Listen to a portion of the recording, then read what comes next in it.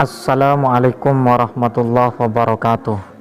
Mari kita perhatikan di saat Ustadz Salafi Wahabi memberikan pemaparan kajian kitab yang ditanggapi oleh seorang santri. Dengan berbagai gramatika disimpulkan dan dijelaskan begitu jelas kecerobohan Ustadz Salafi Wahabi.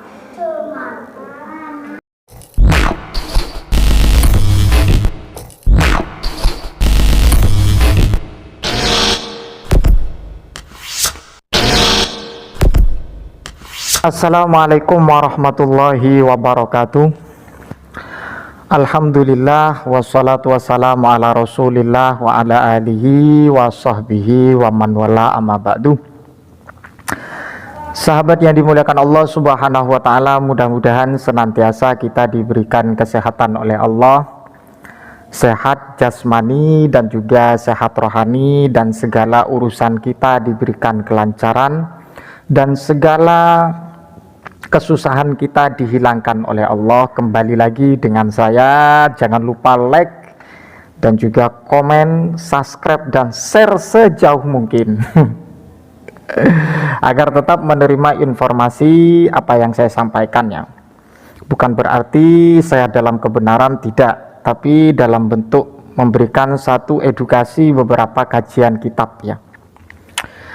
Pada kesempatan kali ini saya akan memberikan satu kajian ya yang berkaitan dengan apa yang menjadi statement dari Ustadz Wahabi, Ustadz Salafi Wahabi.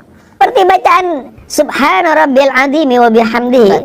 Itu kalau di ulama-ulama Persis nggak dipakai, karena hadis itu lemah gitu. Yang dipakai oleh Persis tadi Subhanakallahumma Rabbana wa bihamdika Allahumma gfirli. Dasar Wahabi, dasar Wahabi, dasar.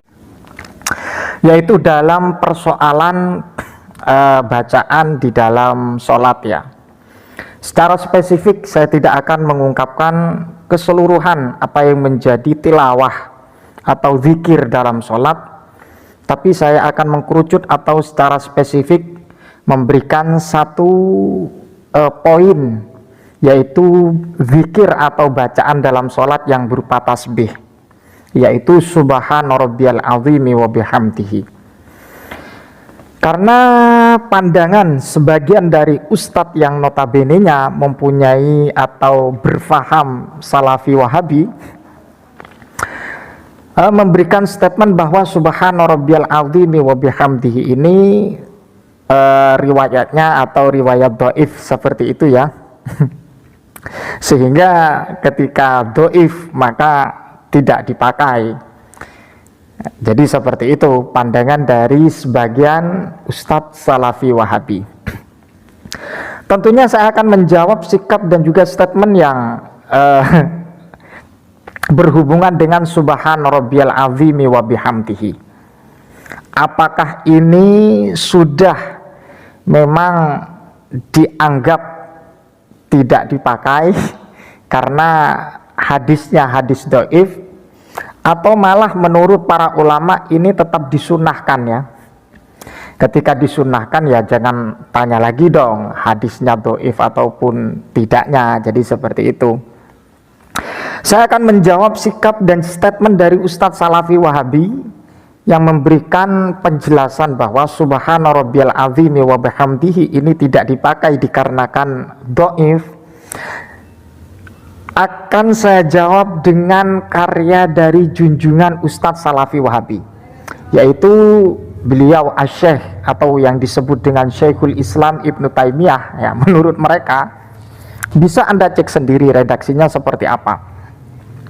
Dalam kitab Majmu'ul Fatawa, kita tahu ya Majmu'ul Fatawa itu beberapa fatwa-fatwa yang telah ditulis atau yang menjadi statement atau pendapat dari Ibnu Taimiyah, dan seringkali dari Salafi Wahabi ini memberikan sebuah ta'zim atau tafkhim ya kepada Syekhul Islam Ibnu Taimiyah atau sebagai rujukan ya, bukan keseluruhan ya, tapi sebagai rujukan dari kalangan Salafi Wahabi, yaitu Syekhul Islam Ibnu Taimiyah.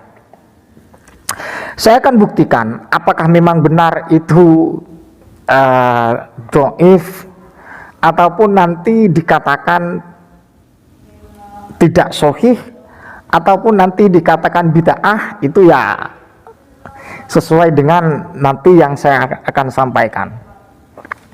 Bahwa dalam kitab Majmu'ul Fatawa wa kadzalika at-tasbihu yusabbihu fir ruku'i was sujudi. Jadi persoalan tasbih ya, karena dalam ruku dan kemudian sujud itu ya kama huwal maklum, sebagaimana yang kita ketahui bahwa bacaan dalam sujud atau ruku adalah zikir yang berupa tasbih. Jadi yusabbihu fir ruku'i was sujudi. Wa qad nukila anin Nabi sallallahu alaihi wasallam, dan dinukil dari baginda Nabi Muhammad sallallahu alaihi wasallam, annahu kana yaqulu subhana rabbiyal azimi wa subhana rabbiyal a'la. Jadi Rasulullah sallallahu alaihi wasallam dalam sujud dan ruku itu membaca subhana rabbiyal azim, subhana rabbiyal a'la. Jadi kalau saya ungkap tadi ada wa bihamdihi, nah, itu kan yang dianggap riwayat yang tidak kuat atau dianggap dhaif, sehingga tidak dilakukan oleh kalangan Salafi Wahabi.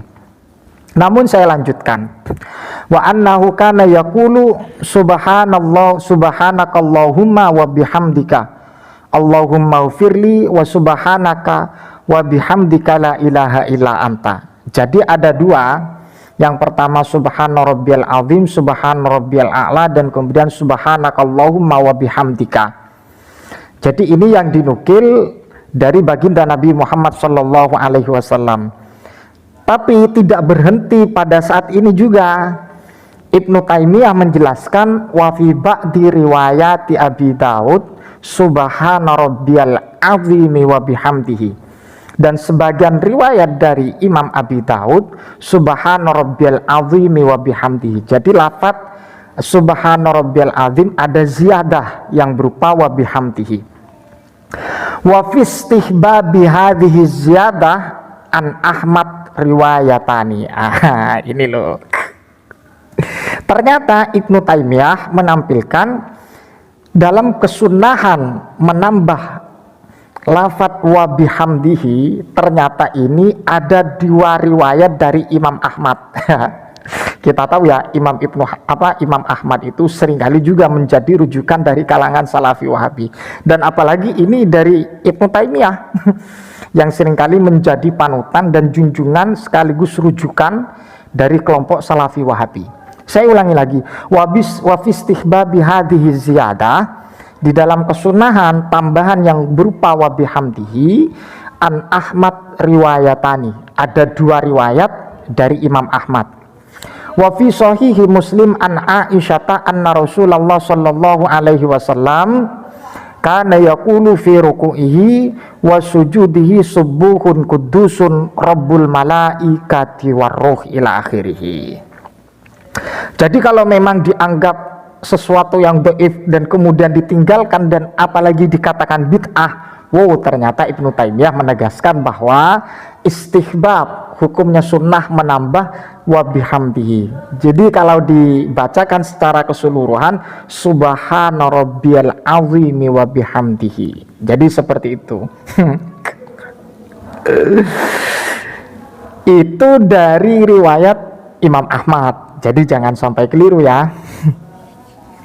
Beliau saja Ibnu Taimiyah mengatakan ini sunnah. Karena apa? Karena rujukannya kepada Imam Ahmad, ada dua riwayat. Jadi seperti itu. Kalau ini dikatakan dhaif dan kemudian ditinggalkan, wah, ini satu hal yang perlu diluruskan ya. Apalagi ketika berbicara tentang hadis sebagai bentuk dalil ya, untuk mengatasi beberapa kajian-kajian hukum ya, wa imma dalam sholat ataupun dalam ibadah yang lain, ya perlu kita harus analisa secara mendalam dong. Jadi seperti itu ya. Wallahu a'lam bishawab. Itu sebagai bentuk jawaban dari Ibnu Taimiyah kepada Salafi Wahabi. Assalamualaikum warahmatullahi wabarakatuh.